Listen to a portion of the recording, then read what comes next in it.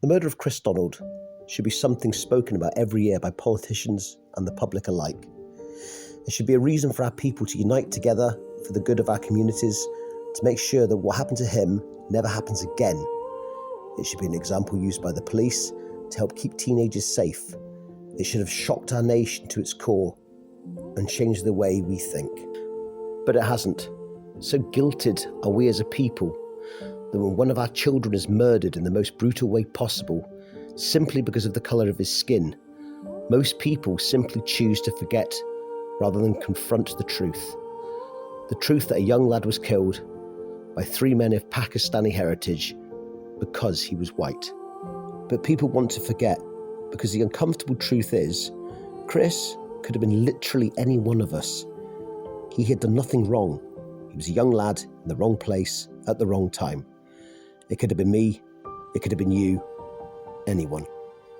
Be it the multiple grooming gangs in places like Glasgow, Yorkshire, Lancashire, or the killers of the likes of Lee Rigby, the Manchester Arena bomber, or the men who committed the 7/7 terrorist attacks.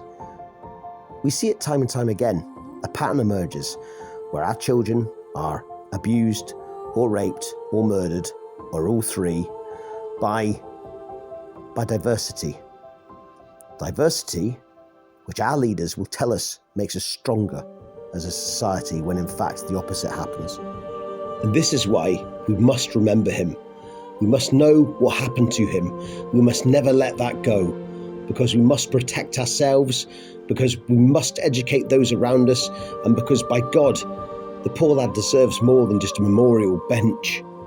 Talking about these things is uncomfortable for some because of the lack of attention these crimes garner in the wider world and the media. People feel alone when it comes to this subject.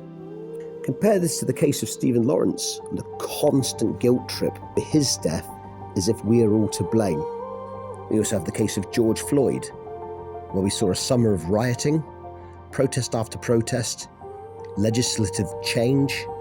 For Kriss Donald, though, there was no riots, there was no protests. Yes, there was arrests, there was prosecutions, and there was lengthy jail sentences for the perpetrators of his murder. But then, that's it.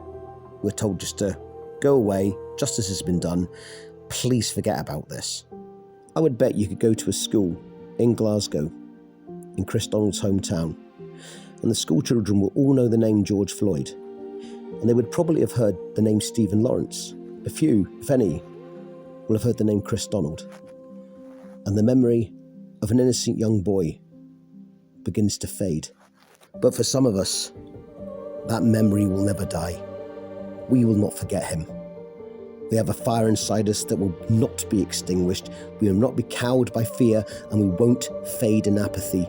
We owe it to him, to ourselves, and to the generations to come. We will remember Kriss Donald.